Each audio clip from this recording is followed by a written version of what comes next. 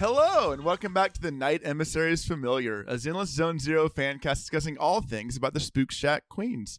As always, I'm your host and number one Lucia stan, Eric, and I'm joined by my ever-wonderful co-host and King Octopus lover, Brian.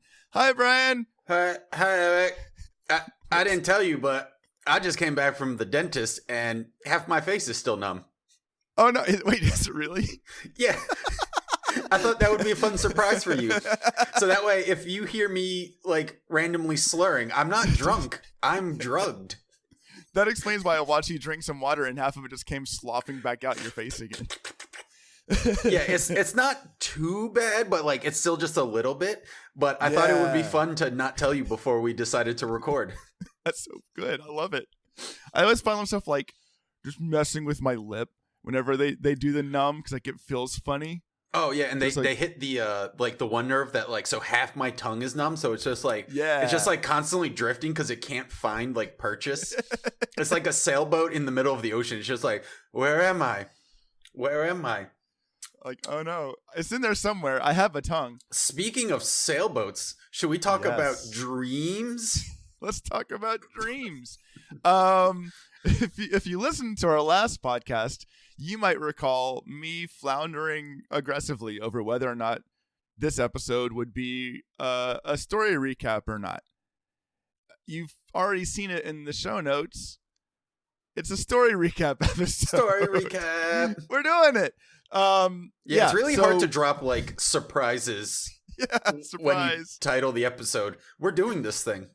Yeah, but if you didn't read the title of the episode, you were just so excited to listen to our sultry voices that you just clicked on anyways. But you haven't done the season 2, chapter 4 story yet. Stop what you're doing, pause our sultry voices, and go do that. Because we're gonna clear out some housekeeping real quick, and then we're gonna talk about the story for 2.4. And we're going to talk about Lucia's chapter. We're not going to talk about the event that's going on right now. We'll save that for next episode. The Yidhari event. More about Yidhari. Although we can talk a little bit about Yidhari today because we've had the chance to play her. Yes. And I don't want to wait 2 weeks to talk to you about how Yidhari feels. Don't want to wait too long. Don't want to sit on a topic because I miss you, baby. It's the only time that we talk. I was like, I don't know at what point do we run afoul of copyright, so I'm just going to stop there. You know, listen, man, they have to match pitch for it to copyright, so we're good. Oh, I have like pitch perfect, but like the opposite. Like I can't hit a pitch. If like my life depend, I can sing entirely in the flat key though. Well, here's the kicker then, because what we learned at one point is that your inability to sing on pitch and my wife's inability to sing on pitch are lockstep, to where one of you was singing something and the other one recognized it. And I had no idea what was being sung. Yeah, I think it was the so real far thing, from center. The moral of that story is you're the problem. I must be the problem. Speaking of problems, boy, are there some problems in New Eridu. Yeah. So real quick, Brian, before we dig into the story, I did want to just like, when last time we recorded, Lucia wasn't out yet. Yeah. Let's just, for everyone at home is waiting on bated breath. How did your Lucia journey go? Did she come home? How did it go? Oh, no, it was good. I think I got her in like 70. Nice. Or was it when the coin flip? Yeah, I think I'm pretty sure I did win the flip. Yeah. Yeah, so she came pretty easily. Okay. But not so easily that I decided to go for her W engine. Okay. Because I want to make sure I have more than enough for Yidhari, because I want Yidhari to have glowy tail. I'm a little jealous. She came home the hard way for me. That's because desire sensor is real. They knew I wanted her. I did in the process get a Mindscape 6 Soldier 11. So that's pretty cool. Which, I guess. Hey, I don't know. She's kind of cool. She's not good, but she's cool. She's cool. I was like, part of me was going, well, I've got her at Mindscape 6, so I should build her out and play with her so I can have a fire unit that's not Evelyn. That might be fun. And then they're like, oh yeah, by the way, Banyue is a fire rupture. I'm like, oh, never mind. Yeah. I'll just go that way. Someday they'll give us something for getting more copies. But I did get her engine and like 30 rolls. So like that was the balance. Yeah, was like nice. That was really nice. So I got her engine. It looks so cool. Got her built. I built her, right? And like we talk about like the number thresholds and stuff. To fully maximize her buff, you need 24,000 HP. Yeah. I have 23,947 HP. Ooh. I mean, at that point, it's close enough. It's so close. The rational part of my brain's like, cool, she's done. But there's a small, very loud part of my brain that's like, one more substat. Just one more. Just gotta do it. One more substat. You're so close. Yeah. So that's what I'm doing. I think I got her to like, she's at like 22.5. Yeah. And I was like, without the W engine, that's about the best I'm going to do without sinking so much time and energy into what's going to be a relatively small increase. Something you genuinely won't notice because of the way she plays. And the way I play. And the way you play. But I mean, the W engine meant that like I could have a energy regen on her disc 6. And it's a good one. It's just like, that one more substat, man. But I'm really liking her. She's a lot of fun to play. She's a support, so she's easy to play. She's easy to play. You hit a button, you transfer out again.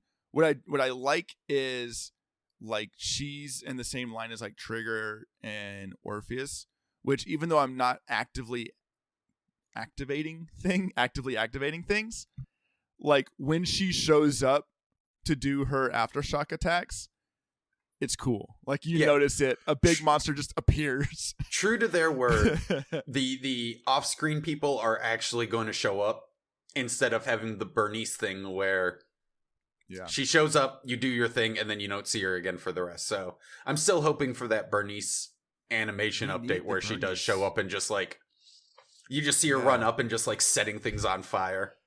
I don't even need like a full update. I mean, I'd love a full update to her kit. What I want is I want her to, like when you use her ult, she's got like the like pin-up girl pose in the air shooting her fires down. I want her to show up doing things like that. And I just want to hear her cackling every time she does an aftershock attack. I just want to hear her like show up, laughing, shooting flames, then disappear again. That or the whole time her like fire debuff is on someone, you just hear a quiet version of Burnus, go, Burnus. That layered with the actual fight music, layered with Astrial singing every time you switch characters, would be such a terrible cacophony of noises. It would be unplayable. Oh God, I would play it constantly. I love it. I love the chaos.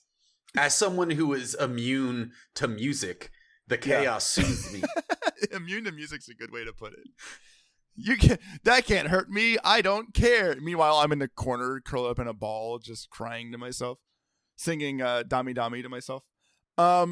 Before we talk story, I did want to talk a little bit, if you haven't done it yet, part of the story and also part of Lucia's character story event lets you play with Yidhari. And I need to hear how Brian feels about Yidhari. I like. I like. It's fun. Big hammer, swing good. Yeah. I wish I had more time with her to really learn. Because like the first couple times, I'm like, I had to like figure out her kit. Because I got the easy part is draining her health. The hard part is getting it back up. Hold the button. She lose health. You hit big. Yeah. Good. Me like. Check. Me like. Got it. Everything else is way more complicated than I thought it was going to be. Like I was expecting like Monster Hunter Hammer style, like hold button, let go of button, rinse and repeat. Yeah. No, it's There's at least one of the heals is off your third attack. It's off the third of the attack, which you can trigger either by just mashing attack a bunch or using attack again after a charge level 2 or charge level 3 finisher hit. Yeah. So you can skip to that. Or the fast way is just EX. As long as your EX special hits somebody, you get 33% of your health back. Yeah, which is nice. So like, especially if you can chain that with like fully charge, hit him with the finisher, do the one auto attack to get 10%, then hit him with the EX. So you're like, you're good. Yeah, and you're just like, all right, let's rinse and repeat. Mm-hmm. But like you said, if in that statement, and I feel like even in the trials, that if matters. Because if you don't hit them with it, yeah, man. She is definitely, like you said, she's more technical than I thought she would. Like, still not, she's not as technical, or she doesn't feel as technical as like Evelyn or some of the other ones who are like a little more tricky. Yeah. But you still actually have to like win. She's not auto win like Miyabi is. She's not an auto win. Miyabi's like, oh, you activated me on the wrong side of the map. Don't worry, fam. Cool, I got you. I'll teleport. I'll teleport, and also my AOA just hits everything on the screen, anyways. Yeah, I felt like I was worried she'd feel clunky to play, and I'm happy to say she doesn't feel clunky to play. The charging is quick and smooth. Yeah. The moving while she's charging is way faster than I thought it would be. So like you can actually reposition, which is really nice. She feels like she has a heavy weapon, but doesn't feel like bogged down by it. Mm-hmm. I don't feel like I have a good grip on how to play her optimally, though. You need more tentacles. I need more. I need at least 6 more arms. It's a terrible noise, Ryan. And now that I said that, I have to leave it in. So great. I feel like there were times where I thought I'd be doing a bunch of damage and I wouldn't. And then there were other times where I was like, thought I was just doing normal damage and the enemy would just die. Yeah. And so like, I haven't figured it out yet. I think there's going to be a mixture of being able to actually play her more consistently, play her character preview when she releases, where they like fully explain the kit will be good. Yeah. And then also I think just building her, because like I know the trials are always like good, but they're never like perfectly built. So maybe she'll feel even better when she's like really well built, and then you do things and you're like, I hit, and they're like, all right, they're dead, and you healed 700% health. I don't even need the follow-up because just the charge killed the enemy. It's cool, whatever. Yeah. The other thing I'm curious about is how it's going to feel to play her in in-game content where you don't have as much of a margin of error for getting hit by things. Because if you do get tagged between charge attack and the heal, I could get nasty. I could get nasty real quick. Well, just get good.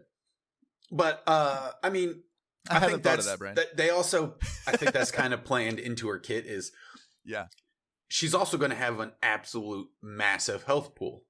That's because you're going to build her for HP because she's Rupture, and then if you have Lucia with her, she's going to have even bigger of a health pool from Lucia. Yep, and then you've got your Moon Veil going on.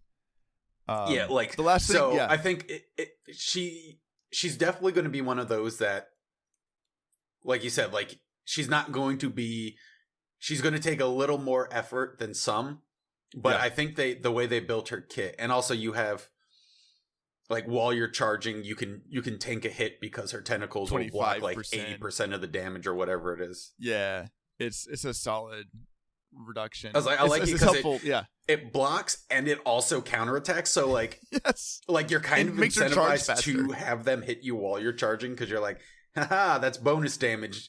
Where I normally would be like pausing for 2 seconds to charge. Yeah, for sure. It's helpful for that context of like, I'm exaggerating, but her 30% of HP is an entire like Alice's worth of HP. Yeah. Right? Like, oh, okay, I definitely cool. feel the difference between like playing a Rupture character and especially playing like a DPS or like a pure anomaly Sandy. character.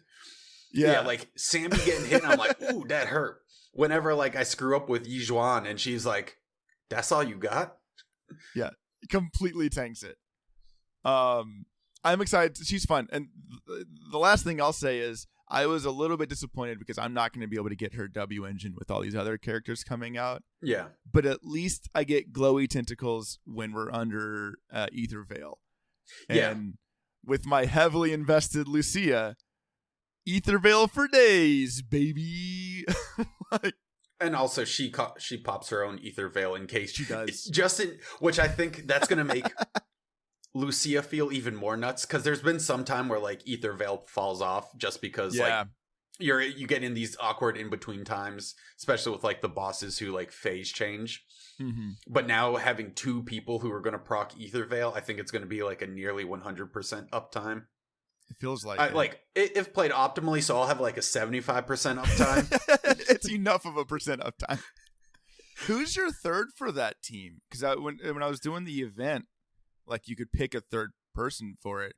I was using Jafufu because she's my go-to like Rupture third. Yeah, that's definitely the same for me, and it is one of those. I just bit my tongue, but I couldn't feel it. But I know I will feel it later. I definitely heard it. I can see Dial-In being a lot more attractive of a pick now with like, and also playing through the we forgot that one other mode, the fairy choose your own adventure mode. I haven't touched it yet.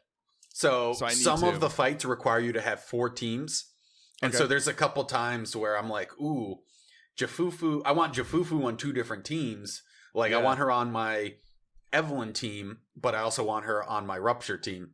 So having Dial-In, having another good stunner, because it has been a while since I've needed stunners because I haven't built them since Anomaly was running ham the second half of Chapter 1. Yeah. And stunners have come back, but like Sanby has her own special stunner, so that's been like I need more stunners is what I was trying to say. I'm feeling the same way. Qing Yi, because she she takes too much time, man.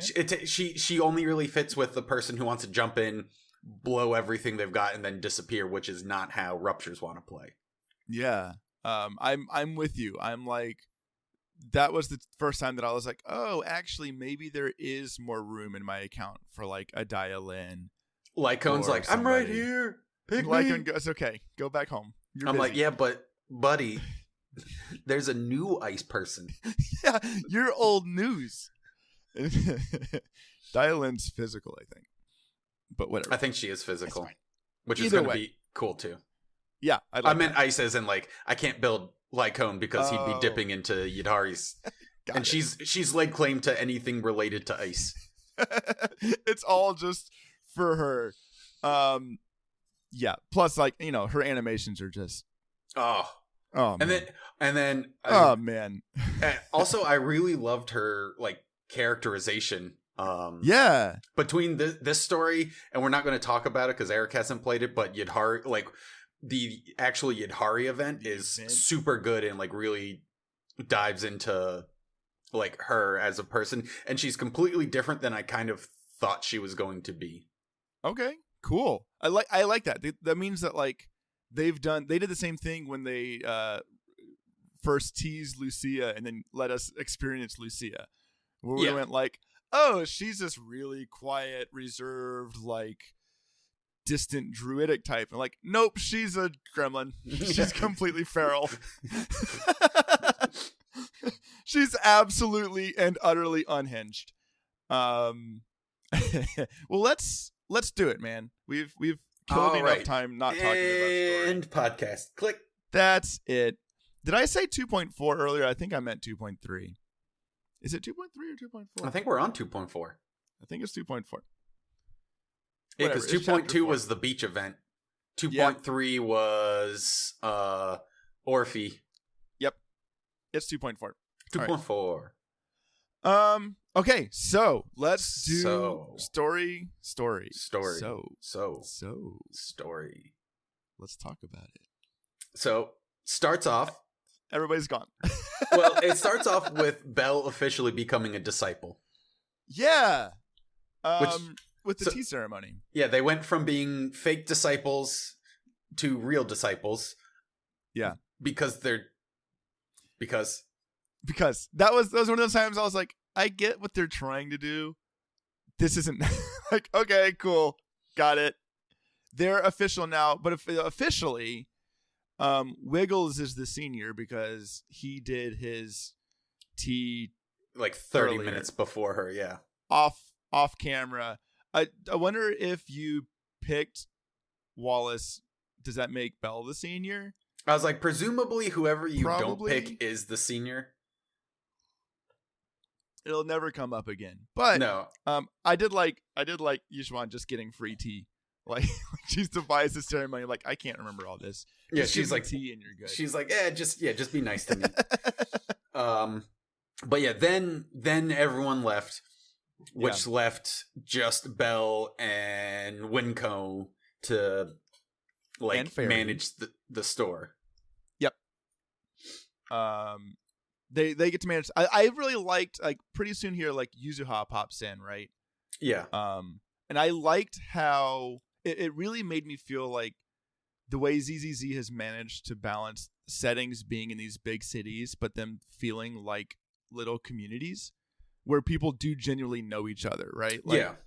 Like, Yuzuha feels comfortable enough just popping in to this part of the area, even though she's not associated with them. Like, I don't know. I like that kind of like small town in a big city feel that they've managed to land now 2 regions in a row, because I feel like 6th Street felt the same way. Yeah. Thank you for your participation, Eric. I appreciate it. No, yeah, I do like it. I do still kind of miss the vibe that 6th Street has. Mm-hmm. Like, definitely the temple, it was a vibe shift, I believe is how the kids are saying. That's what they say.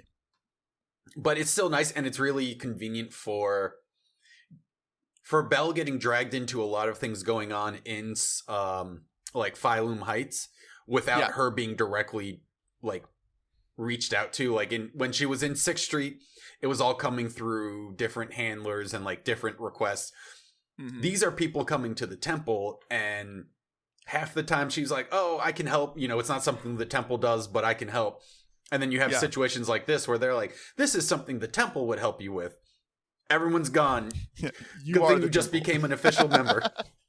You take care of this. I hadn't even thought about the handler people until you just said it right now. That used to be a part of the narrative, was like a person who would show up and be like, "Hey, Proxy, here's a thing for you." Yeah. And then you also had the, if and when that comes back. You also had the like the Internet, where you would actually accept commissions on the Internet. Yeah. But we don't need that anymore because we're monks. We are monks.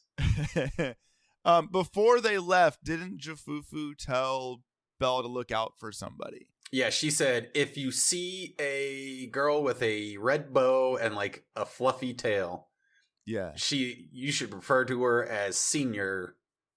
Yep. I think she said just senior sister. Senior sister. Yeah. And that won't come back at all. That is not something that they will reference ever again. So Yuzuha shows up and she's like, "Hey, there's something going on. Like, we got to deal with this." Yeah. Due to our successes of fighting the Exaltists, the Lemnian Hollow the miasma within the Hollow has retracted, and wouldn't you know it, there is an entirely new zone that is now unlocked thanks to story progression. Excellent. The Timesworn Hills. The Timesworn Hills. I appreciated after you do the story, like, there's the whole like clear out the new area thing. I like that you can do that whole area in like 7 minutes. Oh yeah. You can take off the whole thing immediately. Which you kind of could do. Each of the zones could be done in about that time. It was just at the drop of chapter 1, you were like, there's like 8 of these zones though, so it takes like a solid hour to actually clear through them all. But yeah, I do like how like small it was. So Monato needs help. he's got a friend who Porcelain X basically is rushing in to get access to it because there's special porcelain that is even better because it's miasma infused or something. Yeah, it's good stuff. It's good stuff. There's a free bank of stuff. Yep. So Porcelain X is moving in. So the United Miners Conglomerate 134 have asked Monato to help them move in, and Monato said, "I will help, but I also need your help, Belle." And Belle said, "Okay, I am the hero. I can do it." I got it. And this is where like when we see this happening, Monato is like intimidating people like to back down from getting into a fight, and he's being big and muscly. And this is where I have in my notes just to remind you that Monato is 17. like he's a 17-year-old boy. But he's like Kuwabara 17 for anyone who watched Yu Yu Hakusho, of like 17 going on 32, and like biker is in his DNA. Yeah, like he's built like a JoJo character. Yeah. Because I didn't write down the guy's name, but he's his friend. It was something P. Yeah, it was like Pop. Pal. Pope. Pal. It was Pal. Pal. Because I kept seeing Pal and thinking it was like a referencing to me, but no. Hey, Pal. Hey, Pal. So his friend Pal is like the inciting character. We're gonna go in there and like just initially investigate, right? Yeah. But we're not gonna go alone. We got someone else who wants to come with us, and she's amazing. Yeah. Because that's when we're introduced to Lucia, who is here from the outskirts and is pursuing her own like line of research. She just likes documenting ethereals. She does. She thinks this new place will be cool and have interesting ethereals, and maybe she can find more information. Is this where she first mentions the night horror? She first mentions she's trying to get information on the night horror. And any time you have a dialogue option that's like asking about the night horror, it gets completely waved off. Like, don't worry about it. We'll figure it out later. Yeah. This is the thing I'm looking for. And then she does reference like everybody by their online names, and it just filled me with like that, the horrible cringy feel when someone calls you by like your username, your Discord name. You're like, oh no, don't do that. I made that when I was 14. Please stop. I will say I do kind of like how casually Lucia mentions the night horror, but then like you said, she dodges explaining it because, as you'll find out in her story, like it actually makes sense why she won't tell you why she's so obsessed with it, because it's kind of personal. Yeah, it's personal, and also, as the name suggests, pretty terrifying. Yeah. Like, it's pretty rough stuff, man. We jump in. We get to go into the Hollow. We got to play as Monato for this chunk. This is my first time playing as Monato. And he feels like an A-rank. He feels like he feels very much like how the S-rank release characters, or like the guaranteed S-rank characters are. Yes. Of like very one note. Yeah. His thing is he charges up his fire sword and then he hits them with his fire sword. That's what he do. And it felt a little bit like when they had us play as Soldier 11 during the previous chapter. Yeah, during Sandbees, like, where you're just like, you're going, oh, you hit attack. He does have some cool flash in it, though. I like the way he like sharpens his sword on his. Oh yeah, they've definitely like zhuzhed him up a little bit, but he's still definitely an A-rank player, like character. His chain attack. I don't know if you noticed this when you chain attack to him. He hurls his sword and then like dashes in after it. Yeah, and it's really cool. It's dope, man. But anytime I had to play with him, I was like, I could be using somebody else. It's like it's serviceable. Fine. I'll still take it over the forced only playing as the support character that they. The one time we had to fight as Lycone against the boss, and you're like, uh-oh. You're like, why is the stunner fighting the damage character? The damage character who has auto parries as an NPC. So we go in tell me about the town. Yeah. Immediately, because at the beginning, Pal was fighting with Porcelalumex guy. What was his name? Moss? Moss. Yeah. So Pal and Moss were fighting. We go, as soon as we get into the hollow, Pal and Moss aren't fighting anymore. Yeah, they're like cool friends. Yeah. Also, Pal is a monk, and Moss Pal is a monk now. Is a hollow investigator. Yeah, and they're like way chill about it too, and like it's weird. I like how it felt off. Yeah, you were like, what's going on here? like, wait a minute. Because it's like, and it's a town. It's a whole town. I don't know if when you were walking around, were you like reading all of the little notes, and pieces of paper that were on the ground? Like they had put some thought into like, there's someone who she wanted to be a writer, and like, well, she is a writer, but when you're picking up her notes and things, like you're picking up manuscripts and you thumb through it, and every single page is blank. Yeah, and like that was a cool bit. It's all very superficial. It is. And I don't know if you, I mean, they it's not very subtle, but like every time you go back to the Timesworn Village, like the dreams are breaking down under scrutiny. Because the first time the writer and the actor are talking about all of this stuff, and then the second time you go to the village, the actor's like, aren't all of these like super cliche and boring? And she's like, oh, well, you're not a good actor. And then, so like, yeah, I did like that. Like it was like very much like could not hold up under any sort of scrutiny. Yeah. There's the guy who like his dream was being a gang boss, and his other friend whose dream was being a gang boss's henchman. Like he come back and he's like, why would you want to do this? Although I don't know if you found the piece of paper. He was faking. Yeah, where he faked it because he was pretending to be a member of Hand, which I thought was cool. Because you were like, or like the old man who wanted to be a postman, and then the second time you meet him, he's like, being a postman's hard. I can't walk up these hills. There's a reason this mail was undelivered. It felt like I think it was like Nier Automata, like a game where you come across robots who are emulating human behavior. Yeah. Right. And like they're doing what they think humans would do, but there's no substance to it. It's just like it's this performance of humanity. It was neat to see how they like played that, but with ether ghosts, essentially, like ether creations. But they walked into the town, and immediately there's a spooky voice that tells you just to like let go and give into your dreams. Yeah. But not then off-putting at all. Like Belle doesn't, and so like people keep referencing the auditorium and how you can't go there. And then so the first time we try to go, Moss stops us and immediately was like, hey, the reason everything seems weird is because these are drowned ideals. And I'm like, that's an aggressive name.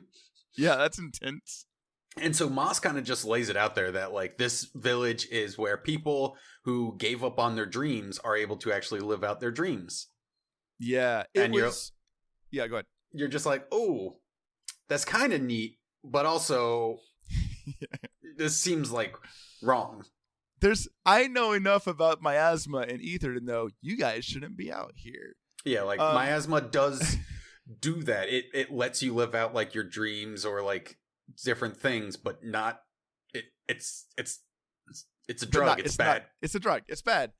They did that Zenless thing that we've appreciated in past stories where there's a mystery to uncover, but they also acknowledge that because we're playing essentially an RPG, there's going to be a lot of concepts to piece together that they're like, we're just going to go ahead and cut through a lot of the chaff and tell you what you need to know. Yeah. So that we can engage in the mystery. So you're not trying to like juggle like what's happening with these people and what's happening with the auditorium and why is there like I appreciated that they've continued to do this thing where they like really hone in on what the story is, and they're okay with letting a character walk up to you and be like, by the way, these are drowned ideals. These aren't real people. These are manifestations of those people. That's what's up. Don't go to the auditorium.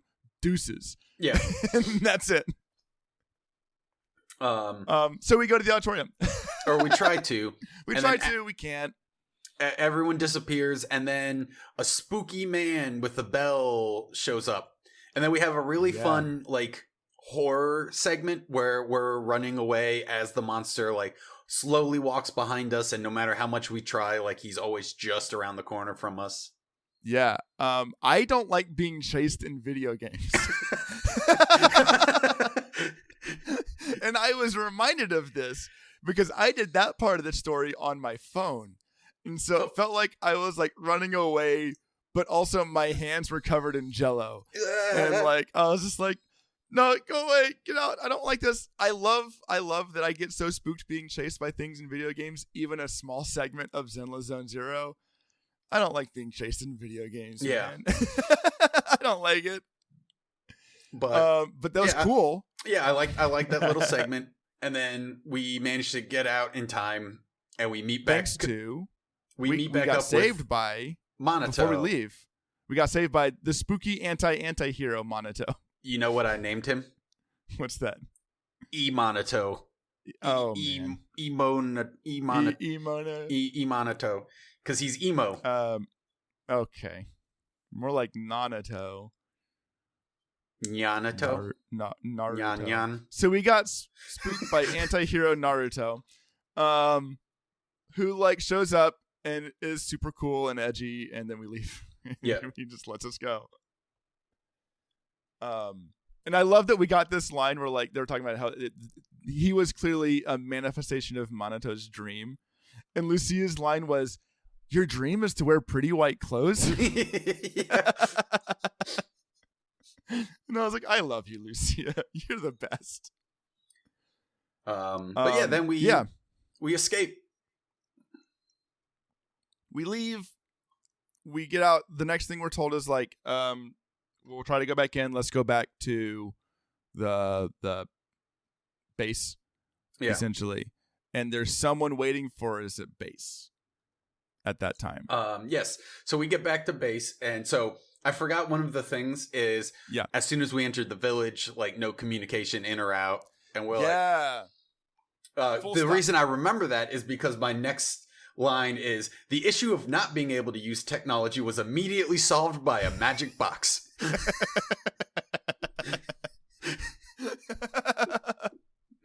Because Krampus is there for one part of a chapter, and it's good again. But yeah, so we meet up with everyone. We talk with Yuzaha and everyone, and we're like, oh man, miasma messes with technology. And Krampus is like, hey, Porcelumex can't really afford another situation, so we're trying to save their bacon.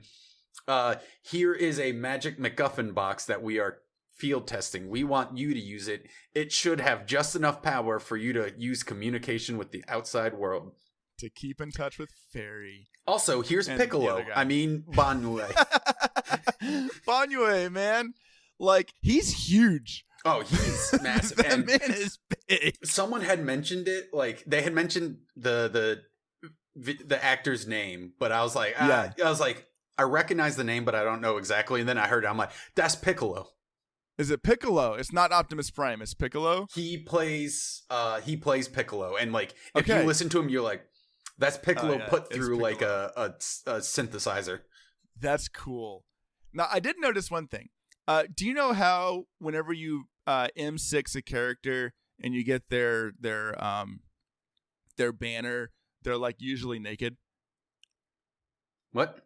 Okay, you know, like if you get like a full Mindscape character and you get their banner, like the user banner, the art is usually like mostly naked. No, I've never noticed that. Yes, you have. No, because the only people I've gotten M6 are like the A rank randos, so I'm just like, okay. Well, Billy's he's shirtless in his Mastery 6, right? And so he's a construct just like Banyue is. So Banyue is essentially like, and Banyue's whole thing looks like Billy does without his jacket on. So what I'm trying to say is apart from a sweater around his waist, Banyue is completely nude. And I need everyone to know it. He's a giant naked man. Don't look at me like that. I'm right, and I know I'm right, and everyone listening agrees with me. He's a big, naked man doing cool, big, naked man things. So anyway, we go back to the village. Yeah. No. Shut up. There was the one bit about like, because Banyue comes out of nowhere, and essentially he's gotten a letter from Yizhuan. Yeah. That says like, hey, they might need your help. You should go here. And so he does. I also really like how where Belle was like, how do we know we can trust you? And then he was like, he turns over the letter, and she has it. She was like, in case you don't think you can trust 3 words. Yeah. Call Banyue Shifu. Yeah. That is such a metal line. Like, it tells you everything you need to know about how dope this guy is in 3 words. I thought that was really cool. And also props to Yizhuan for being like, I am only going to write 1 note. I'm not writing 2 notes. I'll just use the back of this. I'm going to write in the margins that these dingleberries can trust this giant naked man. Yeah. But but it means like something big is happening outside Waifei Peninsula. I know we're about to get back into like this narrative, but like, yeah, something tells me that everybody's there. Yeah. Like, everybody is there. We should be worried, I think. Like, they're setting up for something absolutely massive if they've got this many powerhouses at this meeting. Anyways, we meet with Krampus again. Krampus is going to help us. He's going to help us. They give us the Lumen box. The Lumen. We learn that there's someone in Krampus who likes to sketch. And we learned that Lucia can't draw people very good. Yeah, like it. She was like, I draw people as I see them, not as they are. Because there's one, they're like, why is there a like hammer coming out of the side of this man's neck? And she's like, well, that's what I see when I look at them. Which means later when we meet Yidhari and we see how Yidhari sees people in the hollow. In the hollow. It means Yidhari and Lucia be seeing people mad weird. Which explains why they're both members of Spook Shack, because like Alice is just like, ooh, I like ghost stories. Yidhari's like, people are ghosts. Yeah, I can see all iterations of people, and my brain is ripping apart. And Lucia is like, ooh, ethereal. What? Let's go back in, because we're going to learn more about Lantern Bearer and Wandering Hunter. But yeah, so we go back in, and so like this is where we first start seeing people's like dreams falling apart. Mm-hmm. This is also where like those pieces of paper we were picking up, those were Tide Fair letters. So like that's right. Yeah. That's part of where these dreams are coming from, is like people threw their dreams into the hollow, and the miasma was able to use that to like trap people. I loved that connection back to it again. I love that like they made that wasn't just a throwaway thing. Like I see what you did there. Throwaway thing. We also get a vision from someone else's perspective, and in that vision we see a Doc. We see some Hollow Raiders yelling at the person whose perspective we're in. We see Sarah. Yes. And that's when we realize that we're seeing things from Yidhari's perspective. And that, like you and I had hoped, Sarah be scheming. Sarah be scheming. Sarah be scheming. And she's doing it now. She's using her power. She put the new power she got to work immediately. And then we meet Yidhari tied up in chains, and ether chains. Yes. Yeah, because they talk. There's another guy, West, who they're all talking mysteriously about some sort of hidden door. Yeah. And then I also have, because like Cradle, they kind of reference Yidhari as if she's a deity, like while she's chained up. Yeah. The guardian deity of the town. Yeah, is what they call her. Which, because you know, they don't explain it till later, but you're like, oh, like what's going on with Yidhari? Yeah. Something's important here. So yeah, like as soon as Belle walks in, Yidhari, she's able to like reach through to Yidhari's dreams and like snap her out of it, and she like breaks free of her chains, and she said, "Hey, let's leave." let's get out of here, man. This place kind of sucks. And everyone's like, yeah, okay, cool. And Yidhari's kind of out of it at the time, but she's. Which I like how Belle went to go catch her. Yeah. Like, Belle, what are you gonna do? You got them noodly arms. That woman's 8 feet tall. You're not gonna catch her. But yeah, so they escape the town. I mean, because obviously they're like, stop. And Yidhari's like, me hammer. And they're like, all right, bye. Okay. Yeah, see you later. And then as soon as they try to leave the hollow, Belle and Yidhari get teleported all over the hollow. It was a really cool sequence. Which it's really cool. And then as Fairy confirmed, she was like, you were actually like, your biosignature was in like 7 places at once during that like 1 second. So like, yeah, it's not a mental block. It is a literal, Yidhari cannot leave the hollow for some reason. She will get teleported around. Absolutely. I thought that was a really nice way to get ahead of like, just pull her out. Like you can't, it physically literally cannot remove her while this is in effect. Yeah. And then so right after that, they're like, well, what do we do? And then the hunter shows up. Mm-hmm. And so this whole time, like in the background, Monato's been kind of like dealing with like trying to be helpful and be the boss. And like, he's getting called out by people of like, no, you can't really do this. Yeah. So the hunter shows up and Monato's like, let's take him on. And Banyue's like, no. Banyue has no chill. Banyue is like, the instant this guy shows up, Banyue's like, I'm going to fight that dude. And just like hurls. He's like, hands on sight. Like immediately. It's awesome. One thing I did notice during this sequence, because I really wanted to read Yidhari's kit. Because I was like, I remember reading it the first time. I don't remember everything. Let me read that again. All of the options were blocked. You couldn't change themes. You couldn't investigate character. You can't change anything. The only option that was completely unblocked from during that time of the game, you could still open Signal Search and roll for a character. So they made sure. They were like, you like what you see? They made sure the priorities were right. Like, maybe you still want to roll for Lucia in the middle of this story chapter. You can do that part. But yeah, everything else was blocked. Monato tries to jump in and is just in the way. Yeah. Like, gets batted away immediately, isn't helpful at all. Banyue literally was like, he's like, stop. You're making things worse.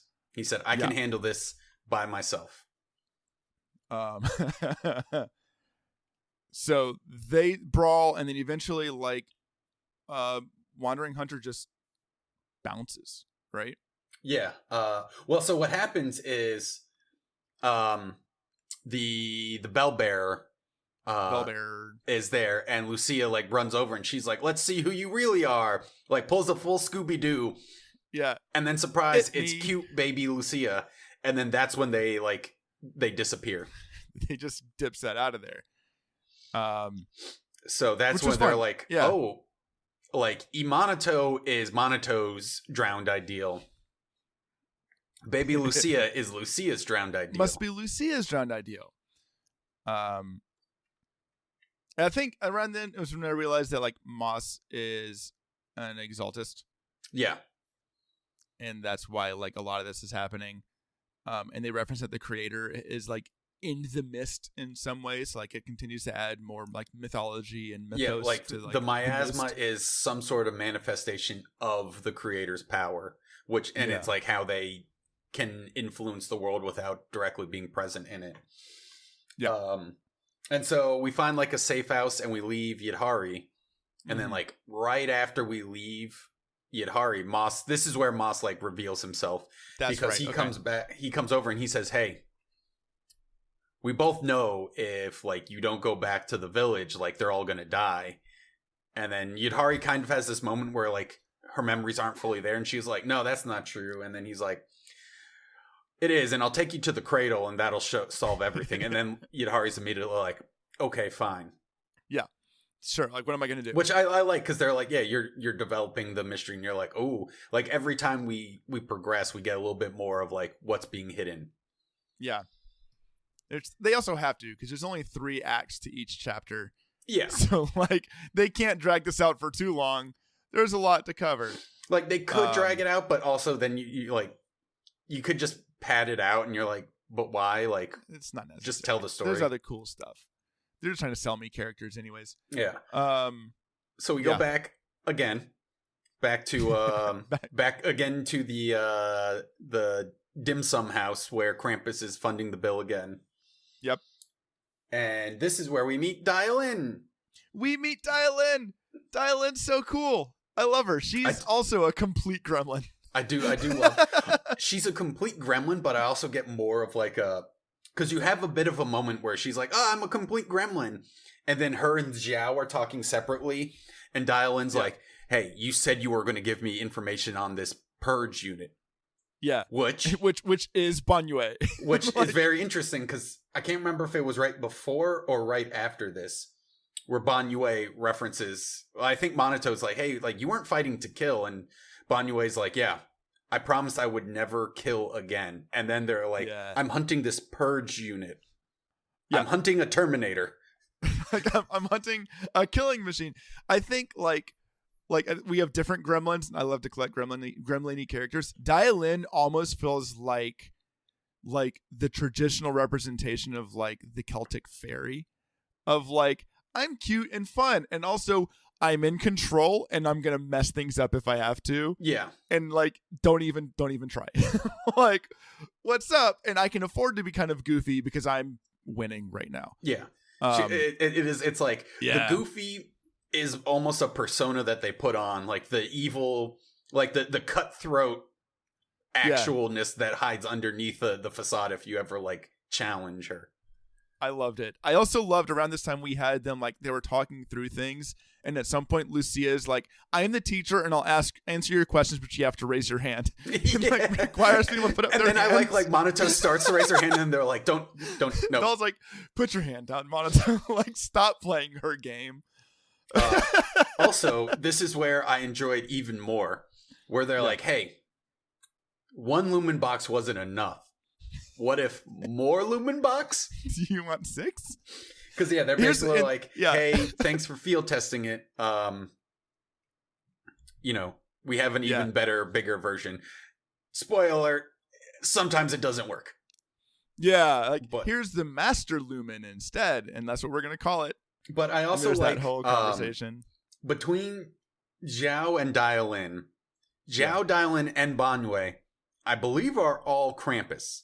Yes, that's been confirmed. And the fact that like Krampus isn't a unified front, like I kind of thought they were. Like, I'm very curious how Krampus actually operates, because like if Xiao is selling Banyue out in some form, like it might be one of those where like she's okay giving out Banyue's information because she knows he can handle it, or what. But like you have these 3 members of Krampus who are clearly not sharing a cubicle when they're not on a mission.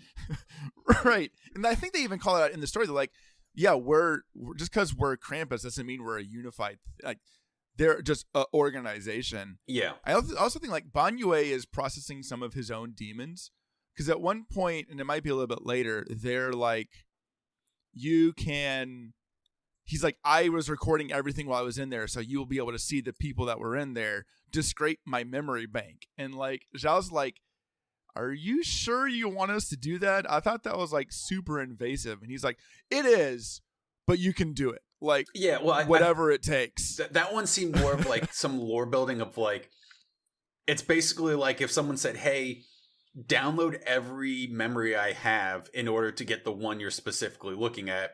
And it's kind of like a very trust thing. Because, it's like she could download it and then she knows everything that Banyue's done. Full stop. Just knows Banyue's memory. And I kind of like the fact that he's still got that, like, Terminator of, like, the mission requires this information.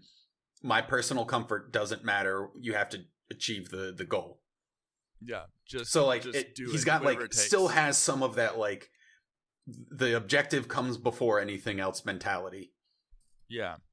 I have some other notes on this. This is a really lore heavy conversation. Yes. Yidhari has like time sight, and so like Sarah's whole plan is to use Yidhari to project past instances within the miasma to find a special door that was there and isn't there anymore that they can go through.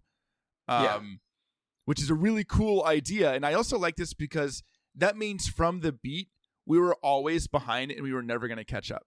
Yeah, this is literally Sarah's already accomplished everything she wanted in this village. Yeah. And like which I do kind of like. It's like I'm hoping that maybe they do some more, because they did talk they were going to introduce a little bit more about Sarah, and we haven't gotten any of that. We just had she was doing something. She's already scheming. Done it. She's not going to appear in this. She's not appearing in this film. Yeah. Because by the time we start our story, she came and did what she needed to. She did it. Which is why she was fine with leaving Yidhari. And like she was like, best case scenario, Yidhari eventually just dies in the hollow and like the gate is forever sealed. Yeah. She's done her part. I also wrote down that, and this is like a caveat, because I'm like, during Hari's mission or memories after her parents are dead and she's rescued by like her neighbors. Yeah. One of the neighbors sounds like the mayor. And I'm like, okay. I was like, is this the mayor or is this the voice actor? Yeah. That's a good question. Like, it would be cool if it was. Minor spoiler alert. I feel like they basically resolve it in Yidhari's story. So I don't want to say it. Okay, but it's kind of resolved. Yeah. At least I'm pretty sure it's in my mind, it's resolved. Okay, I'll keep an eye out. It took me too long to figure out who TAT was when Lucia was talking about like why the other Spook Shack members aren't here. TAT is Alice Timefield, but she likes everything to be identical, so it's TAT. That's split down the middle. So that's cool. The other question I had was like, I was trying to figure out like what were the things called in chapter 3, the big like casket shaped porcelain boxes.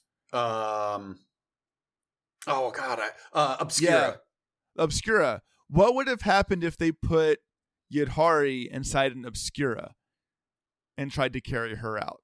Would she have still been teleported around, or would it have like? So, we're skipping ahead a little bit, but I mean, people have already heard the story. They've already seen it. Hopefully, they explain it later. Is she was being blocked by her subconscious?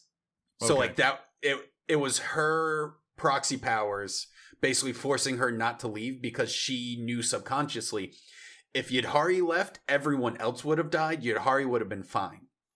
That's right. So, because I think they talk about that. They're like, they talked about putting people in the pods, and they're like, yeah, they used cocooned as a verb, which is the best way to use the word cocooned. But yeah, like, so I think, man, don't cocoon me, bro. As soon as they put Yidhari in the Obscura, it would have killed everyone in the village. Yeah, that makes sense. I also wrote down, we have this like every time Belle's going back to the Hollow, she's like having these visions of getting pulled down into like the abyss. Mm-hmm. And so like I kept writing, I'm like, oh, is this like Belle getting her drowned ideal, kind of having her pulled down into the abyss?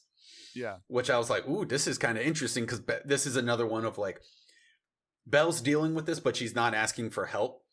Mm-hmm. So I like, obviously it doesn't happen in this one, but I think this might be more foreshadowing of like Belle is taking on so much of other people's problems, she's not willing to ask for help for her own. Yeah, I could see that. I mean, like, definitely, I think when she saw those underwater visions, that was her seeing things from Yidhari's perspective, because at the end, we see her hand. But yeah, it's like you find out later it is all from Yidhari's, but like in the moment, I was like, oh, is this like her subconscious being pulled down, and like, is this what it's like? Because Belle also heard the voice, so it's like first you hear the voice saying give in, and then like every time she goes back, the pull is getting stronger. And that voice never gets resolved, and I really like that they, along those lines, that they keep setting they're setting Belle up to tragically fail. Like between like the overbearing hubris during the previous chapter and this chapter of her, like, she's clearly taking on everybody's problems. She's not getting help. She's not even asking for help that much.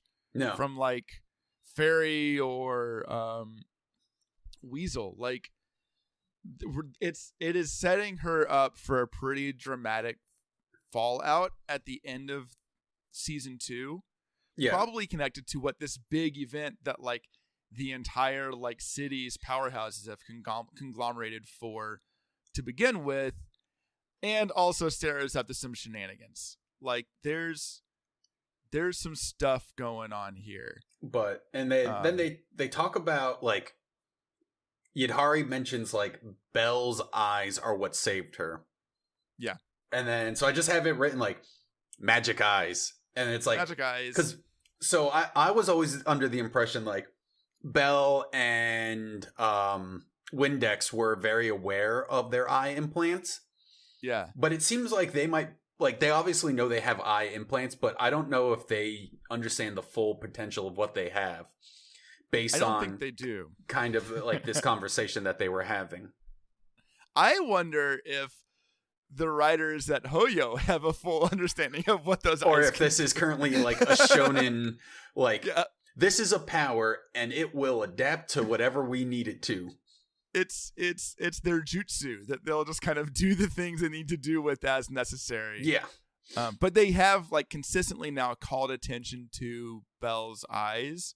So at least within like season 2, the eyes will be important. The eyes will have it. Yeah. Right? Like, boo. Thank you. So let's go into the hollow for the last time. Let's resolve this dang thing. So she's going in there. Yidhari. They got a whole plan. After seeing the cradle, this is where we find out that those images of like drowning are Yidhari drowning into an eternal slumber. Mm-hmm. And then this is where I started writing down like, is Yidhari, does she contain like Cthulhu references? Well, because so she's an octopus lady, and she deals heavily in these. She's dealing heavily with like dreams, so like dreaming is very important in like Lovecraft mythology. Yeah, and then we talk, and then like so after we wake her up. She talks about how she can replicate scenes through miasma, but the more she uses the miasma, the more she has like whispers. Yeah. Which kind of is also in line with the idea of like the more you touch this forbidden knowledge, the more it drives you insane as you like glimpse the void. So that's where I was like, I'm like, how much of this is like incidental, or how much of this is just like was it purposeful, or is it just I really like the Cthulhu mythos, and so I'm like one of those where like, oh, they said dreams and she's got tentacles. That's clearly Cthulhu. Check mark. Well, I mean, like it does play well with like the whisperings of like the night horror that Lucia also deals with, is like a very Lovecraftian, like sneaks into your dreams and walks you to your death until it can consume you for power. Yeah. Plus, there was the part we had already talked about. Jane Doe's been crawling around in her walls for a while, and it's making her cat upset. So, like, that also feels like a pretty good parallel to Lovecraft. Yeah, I mean, there is the literal the literal story called "Rats in the Walls." That's what I was saying. Oh, yeah. That was my reference. Is Jane Doe's in the walls? Yeah. So they've got this whole plan. I liked Zhao planning. Zhao felt to me like Nicole if she had money, and was a little bit more competent. Yeah. And those two together would be a nightmare. Oh, but God, like, yeah. They've got like 3 units. They've got a unit to go rescue people from the town. They've got a unit to go fight ethereals, and they've got like the strike force of Belle and Lucia to actually go in there and deal with the cradle. And then there's like part of that one unit is Monato, whose only job is to fight kick his own butt. Like, is to go fight himself. I was like, I guess, yeah, we do need to talk a little bit more about that, because clearly both you and I skipped over his whole subplot. Well, like, yes. So Monato has a very clean subplot in this story of who he thought he wanted to be when he was 8, which is what the drowned ideal of him is. Monato, versus what he wants to be now. Yeah. Which, and like the split there is at 8 is he got betrayed by the people he was working with. They were using him, and he was like, I'm going to be strong. I'm going to kick everyone's butt. I'm not going to rely on anybody, and I'm not going to help anybody. And Minato now is like constantly sacrificing himself for other people. Yes. Without hesitation. Like, he's taking hits, he's taking shots, he's jumping in the middle of conflict. And so that whole duel between them becomes this like duel of ideals of like insular selfishness versus a selfless persona. Yeah. So like, I do have literally is like Minato is his selfish desires, and he's rejected that. And also, I did just really like that fight scene. It's so like, cool. He's fighting, and he's like, he's losing because he's like, he hasn't fully accepted it. And then like once he like accepts like, hey, I gave up on being selfish because that's actually weak, and fighting for other people is strong. Then he has like the anime moment of like, don't you know who the hell I am? I wrote down, he has like what's his the Kamina moment from like Gurren Lagann, where like he just beats the crap out of him, and he's like, hey man, you got it. Yeah, there's so much like JoJo, or like, have you ever watched Golden Kamuy? No. You should, it's great. There's big Golden Kamuy like, you can't beat me up because I can beat me up, and like just pointing his finger and like tearing into him. It's a really, really cool fight. And it resolves cleanly and nicely. And I appreciated they fit all of Monato's like self-esteem arc in the midst of this story without it overstaying its welcome, and without him ever being mopey. He's like, oh man, I got my butt kicked. I'm going to go fight myself now. All right, I'm good. So I once again, I wish I had kept better notes in the moment.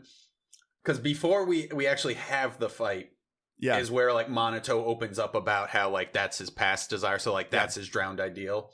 And then this is where Banyue mentions like, there's a reason I don't fight to kill, and he was like, because I am so tired of doing that. And everyone's like, what? And he was like, anyway. Whoa. Man, this stupid chapter made me so excited for both Banyue and Dial-In. like they've done such a good job of being like, here's how cool these characters are, but don't get too excited. There's more cool ones down the line. And I'm like, I know there are a game, and I want them. But and so this is also where like they lore dump and explain everything. They explain the mystery. Yep. This whole village was created when like a lost person who was about to get corrupted gets sucked into this cocoon by this it's almost like a living manifestation of the miasma. Yeah. Or something. I was like, it was kind of interesting because they made it seem like it was a living miasma creature that was like intentionally keeping them alive. So they would, while they area. What's right? that? Like it was just like the region, like that area in the miasma did this. Yeah. And so, and like just created it. It was like, anyone who was in the cocoon was put to sleep, but while they were asleep, they wouldn't progress. And then their drowned ideal popped up out of it. Mm-hmm. And so, and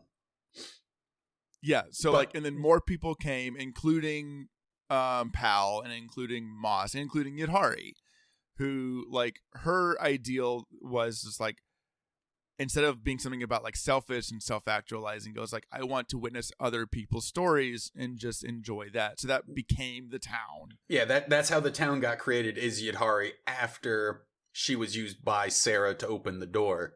Yeah. So Yidhari is basically, she is the town. That's her ideal of being able to save everyone. And so that's where like they had to take her back to the cradle and be like, look, if you leave, like you'll be fine. Everyone else will die.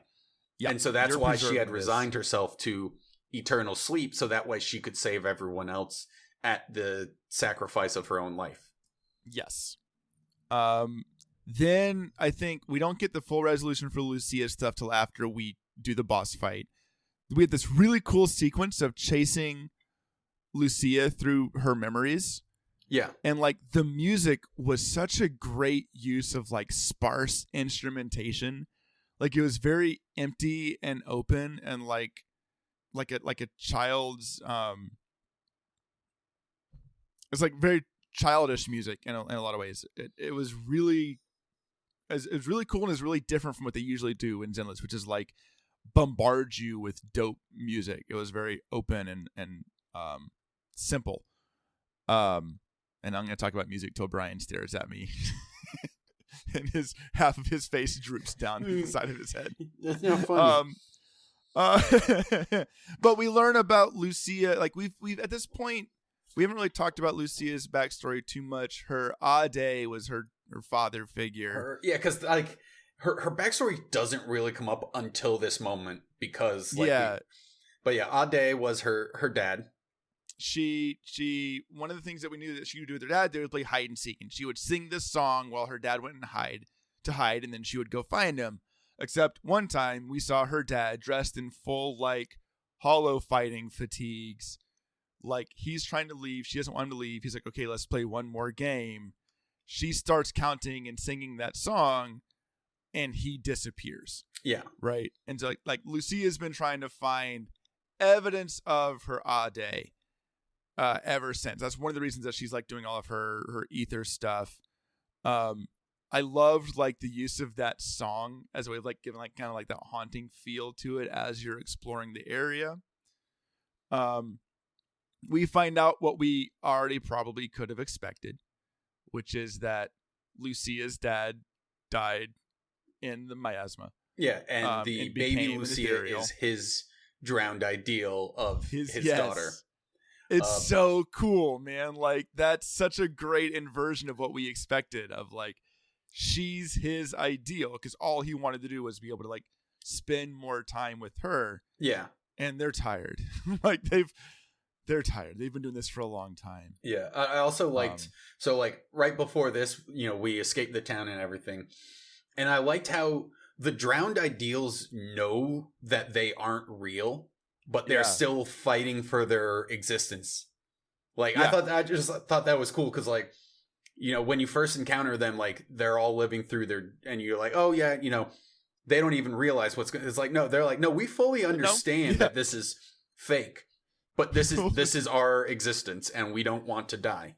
Yeah, like this is what I get. But I did like that they were like, good, they discovered Yidhari, but they didn't notice the secret door to the cradle. It's a secret. No one can find it.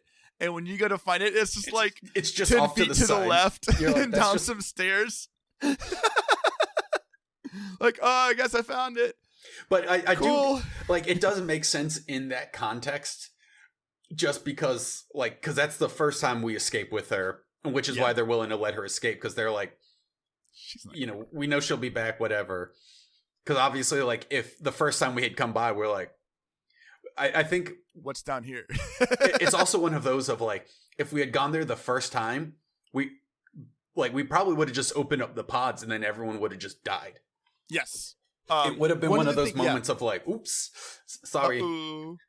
We do learn as things are resolving that while the pods kept people from being corrupted, it did not sustain them. So the people inside those pods were still wasting away. Yes. From hunger. So what that means is like the entire existence of this like town is like less than 3 weeks. Like it's not. I saw a timeline on Reddit somewhere. Maybe I can find it again and put it in the show notes. It was not a long time they were there because people would have like, I mean, probably still should have died in the pods, but like would have wasted away. So they did kind of confront that a little bit in resolving everything. Which I mean makes sense because the Timesworn Hills did just get uncovered after like 2.3. Yeah. So like, like not long ago. Like yeah, because it is one of those where you're like at first you're like oh, but then obviously it makes more sense because you're like Yidhari was active online until recently. She's recently went quiet. And then because you're like, Pal and Moss went in not too long ago. Because I think Moss is it Moss or West who are technically... I think it was West. I think West was the first inhabitant because he's the first West Exaltus. Was early. He Moss was the one who was the going one that with... made this... West was the one who was with Sarah when she was like, sorry, you can't come through this door or stay here and die. Yeah, don't do that. Yeah, I mean, we didn't even talk about like the whole chasing after Sarah sequence. So well, because it technically happens. It's about to happen. It happens after we get them out. After we play hide and seek one last time with Lucia's dad. Yeah. One thing I just think that when you were talking that I thought about was it's always like in any of these gacha games, like the timeline gets a little bit fuzzy because things are being released every couple of weeks for playing content. Yeah. And at least recently, content's being released to us in the same time frame as what's happening in the game. Because it's like as we progress, 3 weeks later, we're progressing through it almost in real time. I wonder how long that stays, because that's kind of cool. It's kind of neat to be feeling through this in that way. We're going long, so let's keep going. So we chase down Sarah. Yidhari's able, she can feel her power weakening because we've resolved the pod thing. Yes, but she still has some juice, so she's able to let us she's able to filter through time to be able to get to the when Sarah and somebody else were moving through it, and then we can follow in their footsteps. And this is where I wrote down in my notes, where's Yi Yuan? Oh, there he is. Yeah, it's next so line. This whole adventure was just so Sarah could get Yi Yuan even closer to the creator, because she's showing him something, which I think is a very interesting thing of Yi Yuan is clearly hey, they're going to be coming after me, and he's you have until they find me, until we're probably both dead at this point. Yeah, we're in trouble. You've called on some big hitters. So I'm really curious about where his story is going, because it seems like he's willing to follow her, but only if she can prove actual results. He's very mercenary about it, of look, I don't care about your whole creator shtick. I just need to know if this can help, presumably his sister. It's I think he's vocalized he's just trying to help his sister. And then we get to a dead end where they're hey, this portal, it only shows up every couple of months. We're going to have to come back later. 30 to 90 days. I wonder if that's going to line up with content releases for ZZZ. So in 30 to 90 days from the release of 2.4, will that door be open and we'll be able to go through it? Because that could line up with the trajectory for storytelling within the meta of the game. So if it lines up perfectly, that'll be hilarious. Somebody who's smarter than us keep track of this and see when it lines up. That would be really cool to know. But it was not anticlimactic, but it was kind of a nice way to be here we go. Stop. You got other stuff to do. Let's go out. It's fine. This did end up being kind of what we talked about, where the Spook Shack chapters are more or less breaks from the main story. The main story progressed an inch, whereas in the last one it progressed a whole bunch, and then this one was much more of just the characters of Spook Shack. But there's as always with any of these stories, there's one last little beat where we get out, we resolve everything, we go back to Swabian Temple, and in Swabian Temple I had forgotten about the little cutscene about the Bangbu trying to chase the cat off the roof. And I had too. Back to it, which was really nice. And then there we meet Fat Yi Shuanggang. That's not how you pronounce it, but Shuangwang. Yi Shuangwang. Somebody correct me. I'm trying really hard. We are trying really hard. Brian's face is numb, and I'm an idiot. But Yi so Shuangwang. She's there. She gets called senior sister, and she's excited about that. And she's also, don't tell anyone I was here. And then she disappears. Yeah, mum's the word. This is another one of those moments where the first tease of her had given me one taste, and then we hear her talk, and I'm oh, wait, I almost said she tastes totally different, which would not be a good thing to say out loud. Horse sweat. She's very different than how I thought she would be, and it made her much more endearing. She is so excited to be called senior by somebody. She's a big dork. Immediately we're oh, okay, cool. She's gonna be super strong, clearly, because we know she's gonna be strong, and also Yi Yuan is willing to give up his whole life and like morality to save his sister. Yeah. Who we're looking at right now, and she seems fine. So like, what's going on with it? Like, it is a nice teaser of like, why is this man willing to go to the ends of the earth for this woman who seems perfectly fine? Totally normal dork that caught a bang boo off the roof. But yeah, it definitely was like one of those moments I'm like, oh wait, I get it. I'm gonna like this character. She seems pretty cool, actually. She seems cool. And that resolves current story up to there. Like, I think I heard the sentiment echoed in the Discord, and I agree with it. It was a really tight, enjoyable story. Yes. I thought it was like, it did what it wanted to do. It set things up cleanly. It dealt with those things. It resolved, and it was compelling throughout. Yeah, it was a nice, yeah. It was a nice little, as Yuzaha said, it was a nice spooky surprise. A little spooky surprise. They had little horror elements. Like, there were more little like nods to the horror genre than I thought there would be. Yeah, like we literally had a whole like chase sequence, and like, you have these mysteries and like these bodies, and so yeah. Overall, I liked it. I like these, and I kind of like these where like they're letting the story breathe by having like every other chapter be a heavy main plot. And then you have these character plots in between. It lets you enjoy more of the universe without feeling like you're so rushed. Yeah, I think it's interesting that there's not really a nod to what the next story is going to be about. Like, there's no real clear indicator. And maybe I'm misremembering, like, there wasn't much of an indicator from 2.3 either. Like, there's no real clear sign what 2.5 is going to be about. Yeah, no, 2.3 was, they wrapped up the story. Yeah. So the only thing we had was, at the end of 2.3 was where Yishuan was chasing after Sarah. And now we have at the end of 2.4, he's following Sarah. He's still following her. I think, like, the other thing we know is they have officially teased the next two banner characters. The next two banner characters are Dialin and Banyue. So we know that the next chapter is going to be about Krampus in some way. And that could go totally different directions. Yeah, especially because I'm assuming it's going to hone in on Dialin chasing the Purge unit. Yeah.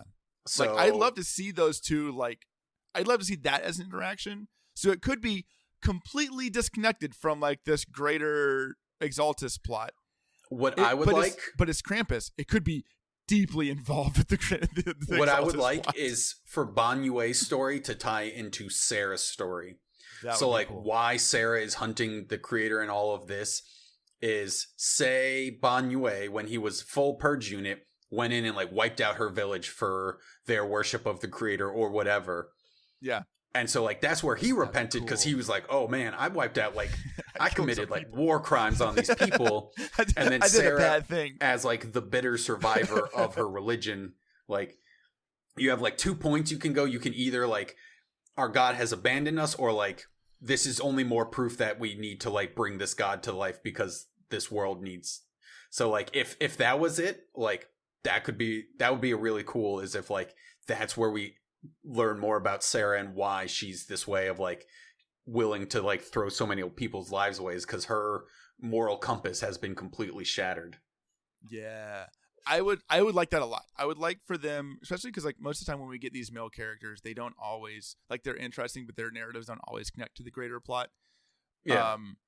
I would like to see something like you just referenced. Like, I also am very curious what they're going to do with Dialin, because Dialin is such a wild card right now in terms of like what they could decide to do with her in terms of like where she's at in the story or otherwise. I could see it being something where like, especially because I think they've announced the order of the banners, so like Dialin's coming out first, right? I don't know, actually. I thought it was Banyue first. Join our Discord and we'll figure it out in the chat. But so like, comes out. Well, so it could be like the story could start with Dialin coming to us being like, hey, I need help chasing down this Purge unit.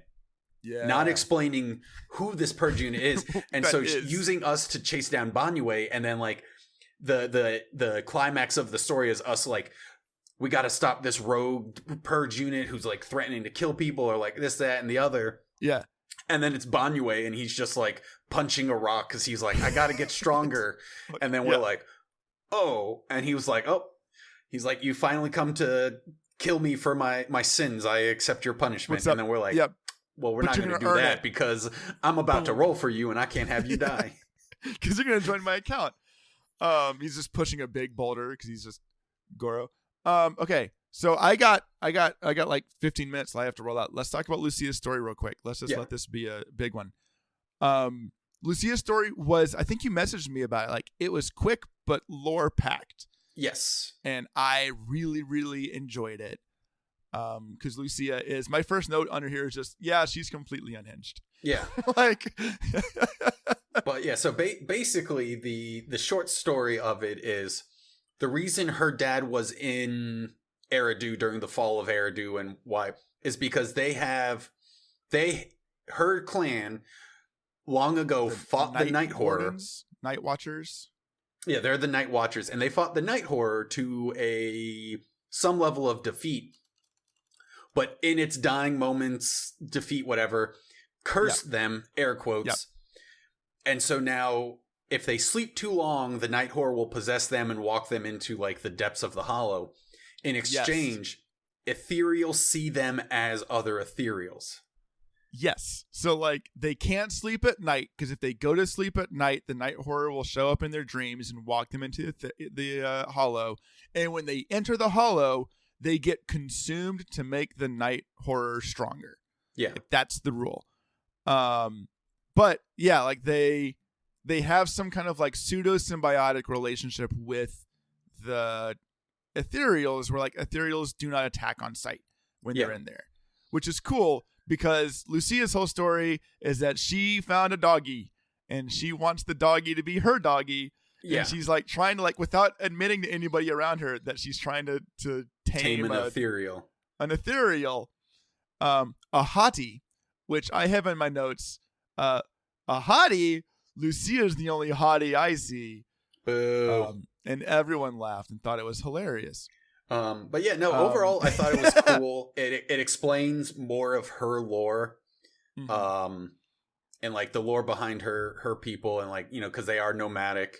But helpful. Why she's always up at night.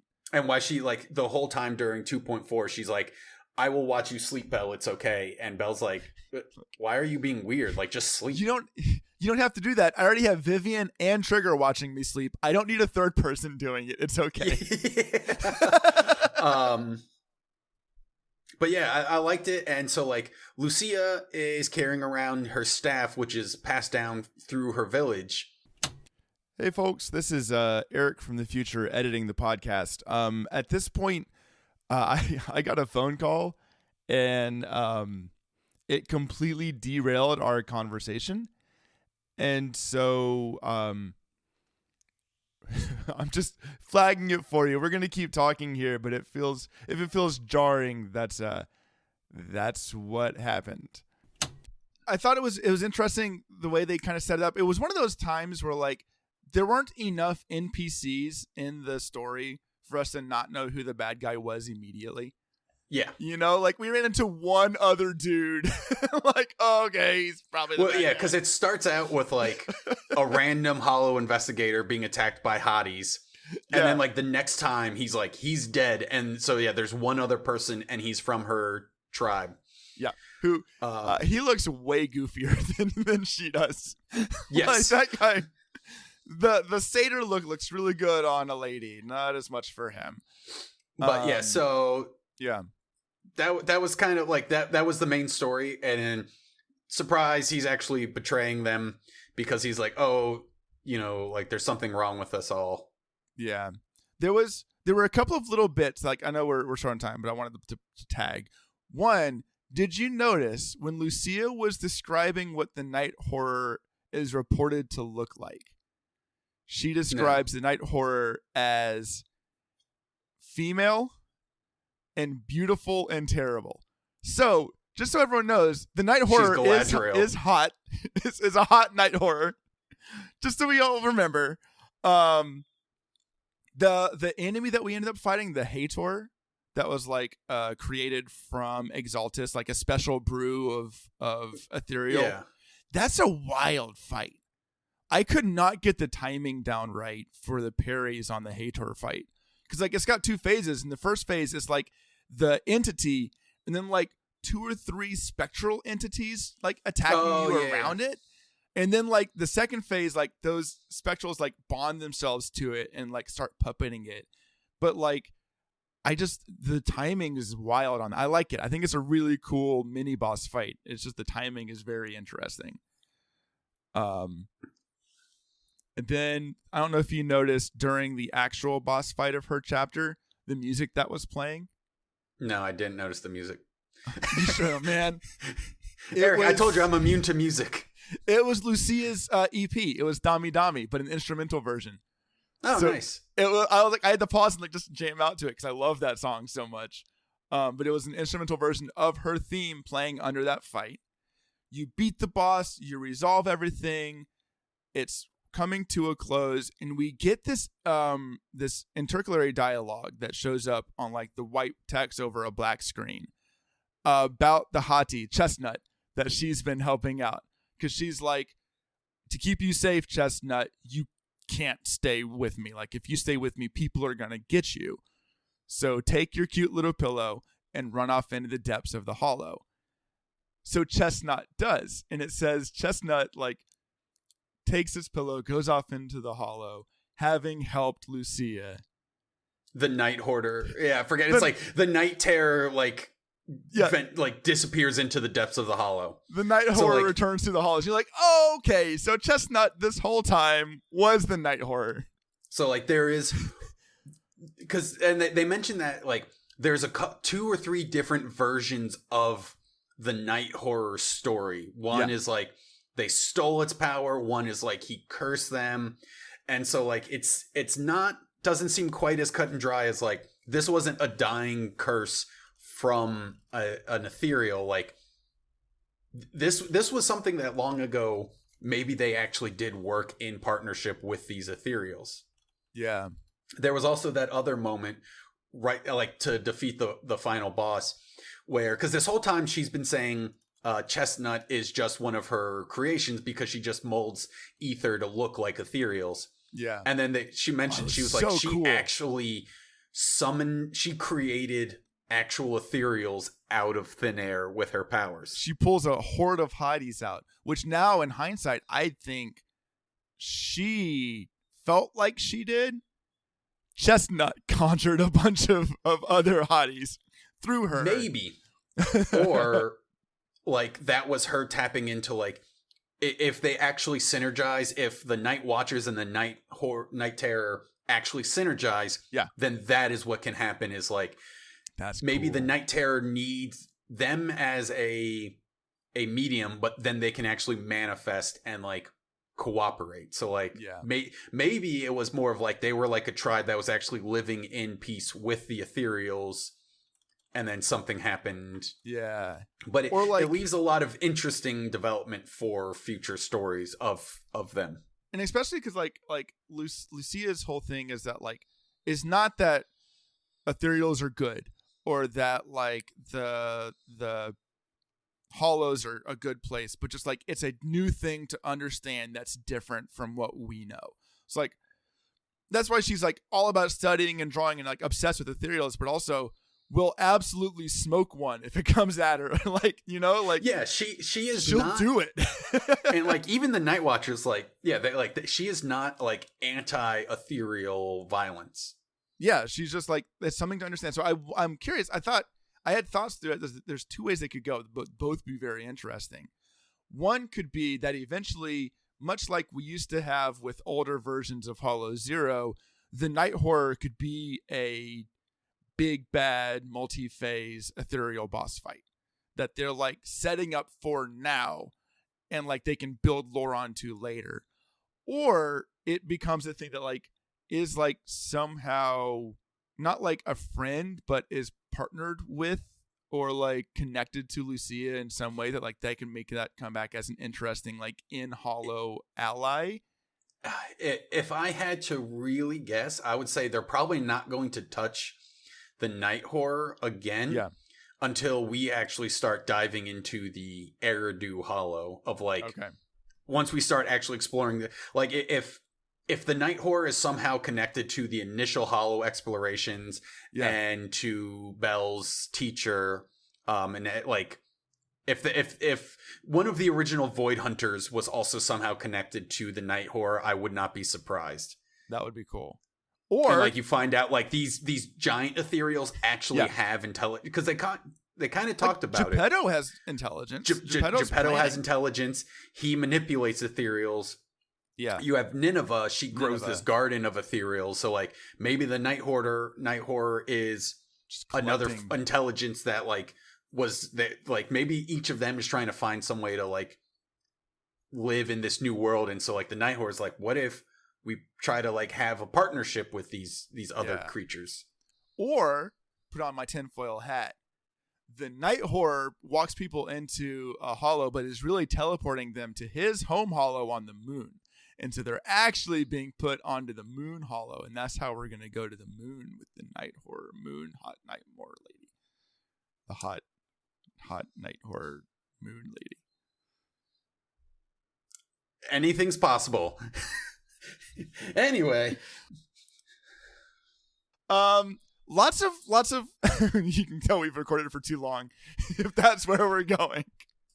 Lots of really cool stuff. I think I want to know what they do with Sarah next. I would kind of hope, I don't know, I'm conflicted. I like what you were talking about earlier. I kind of hope the next story chapter is more concretely building towards what the culminating like conclusion of season 2 is going to be.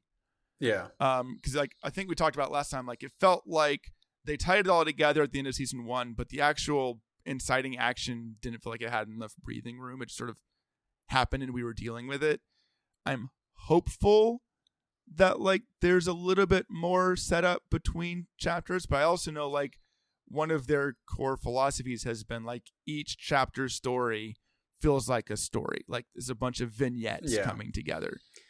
And I think they're also still trying to figure out how to make this ongoing threat, but it makes sense why we're going about doing daily life activities. Because like if like say like between 2.5 and 2.6, it's like a two-parter, and it's like, oh, at the end of 2.5, like this terrible calamity is happening, but like we're not going to finish resolving it until 2.6. Then you're like, yeah, but like for three weeks in between those two parts, I'm just going to be running around doing like VR training and daily activities. I think their move right now of like Sarah's already 5 steps ahead of us. Like I think that's going to continue to pay off. And if they tell stories where like the individual character gets resolution, but the overarching narrative is still left open, I think that could still be satisfying enough to carry us forwards. I don't know the timeline, but there's a chance that before our next episode, we have another special program. No, we won't. It won't be a big one because we're only on the first half of this story anyways. We still have to get the whole weeks with Yidhari being out. So we have some time to wait before this gets resolved. Yeah, because but the next time Yidhari's coming out in about a week, so by the time our new episode is that out, already?